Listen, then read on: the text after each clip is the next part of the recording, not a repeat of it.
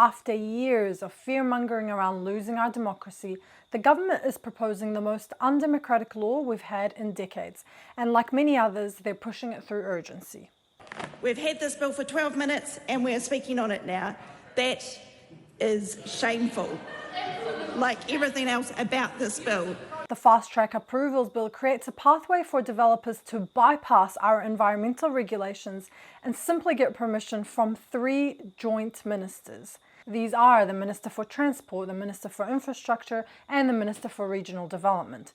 With this legislation, mining will be turbocharged. They single-handedly would be able to approve fish farms, housing developments, seabed mines, irrigation schemes, dams, and so on all over the country, regardless of their impacts, and most importantly, without public consultation. These developments can take place on many parts of conservation land, and the government is even giving themselves the power to approve projects that have been previously turned down by the courts. Will projects that were previously rejected by the courts be eligible for fast tracking?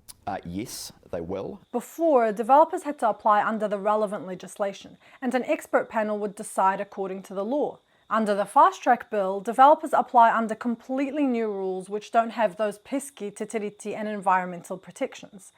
Each project will still have an expert panel, but it can only make recommendations, which the ministers can ignore. They get the final say. I mean, we're just meant to trust these 3 guys to make decisions about developments for the whole country?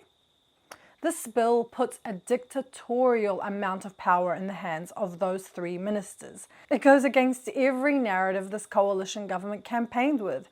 It shifts power from millions of locals to just 3 suits in Wellington. It is the definition of centralisation and the opposite of localism.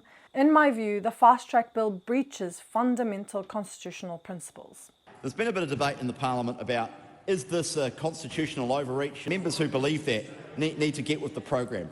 We are deliberately making a policy design decision to give the executive government more power over this process. So that's not a criticism, that's actually a design policy choice. He's preempting and trying to diffuse the criticism because he knows it's true. His design policy process breaches basic constitutional norms regarding state power, public participation, and the Treaty of Waitangi. The law is so outrageous it's hard to believe without reading it, so let's take a closer look at the bill itself. The purpose is to provide a fast-track decision-making process that facilitates the delivery of infrastructure and development projects with significant regional or national benefits. They define that later on. Ministers have to act consistently with treaty settlements, but this narrows the Crown's constitutional obligations. The Crown isn't simply bound to settlements, but to Te Tiriti o Waitangi itself. In fact, Māori rights to land and water is recognised in both Te Tiriti and the English draft, the Treaty of Waitangi. 3 government ministers approving major projects with huge environmental impacts without hapu approval is therefore a constitutional breach in and of itself. Section 10 lists the laws that can be bypassed by developers using this legislation. These include the Wildlife Act, the Conservation Act, and the Freshwater Fisheries Regulations. These laws have their own consent processes that, although not perfect, do contain environmental and treaty protections. They also put the power in the hands of expert panels. This proposed process lets developers send their applications directly to ministers, who then decide whether to send it on to a panel or not. And here they have a huge amount of discretion. Mainly, they're looking at the purpose of the Act, which is consenting projects with regional and national benefits. And there's absolutely no environmental limitations as to what they can approve. They can approve anything.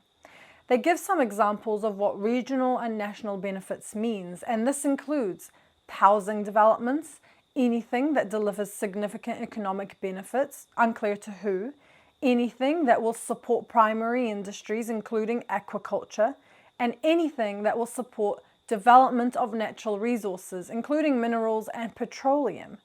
These things don't objectively provide regional or national benefits, but these guys say they do, and nothing else matters. It also includes projects that will support climate mitigation, including the reduction or removal of greenhouse gas emissions.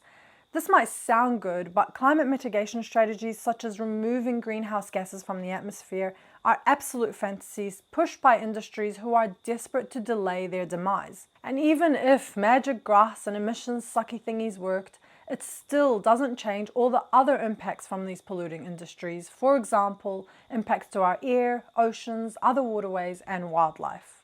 Before approving, the ministers do give local authorities and others the chance to comment, within 10 working days. Honestly, they're just taking the piss at this stage. Next, an expert panel is set up for each project and writes a report and makes recommendations for the ministers.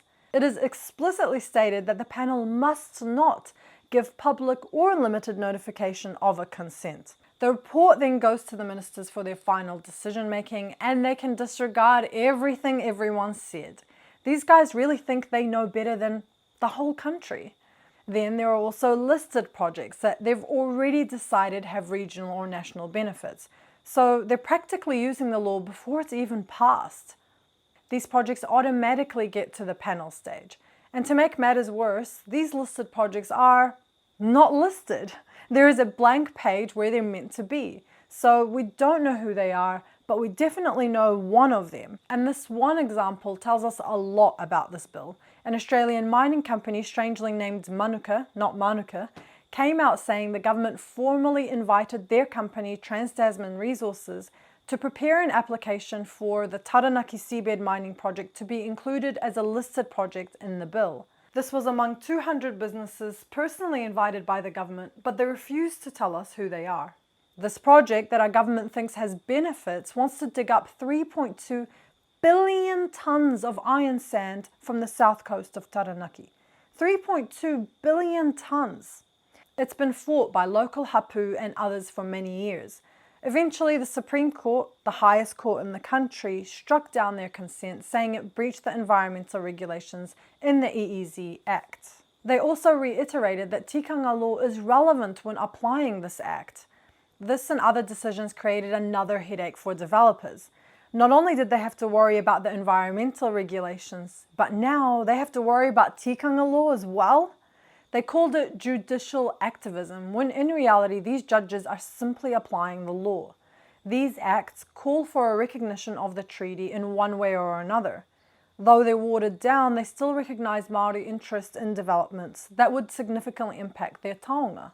This coalition government got rid of all of these issues with one single bill.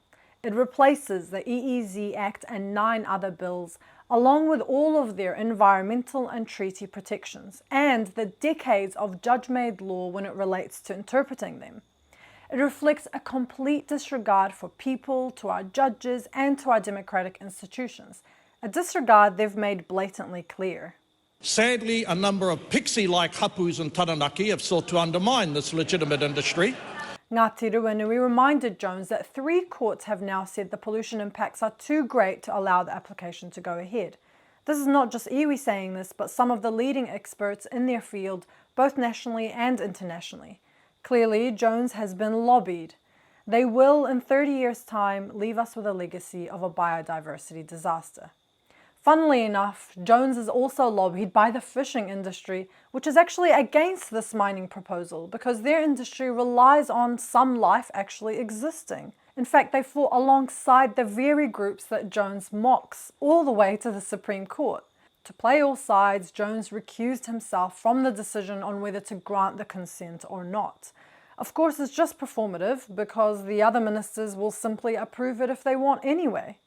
20,000 square meters of seabed to be mined daily, along with who knows what other developments they'll approve, unless we put a stop to it. There is still time to make a submission against this bill. Ngāti Ruenui said that they intend to use every available course of action, both directly and legally, should the fast-track consenting be used for seabed mining in the South Taranaki Bight. We have only just begun. In my view, we ought to take inspiration from them, stand up against this bill, and if it goes ahead, to fight against every single consent that they push through. Kia kaha.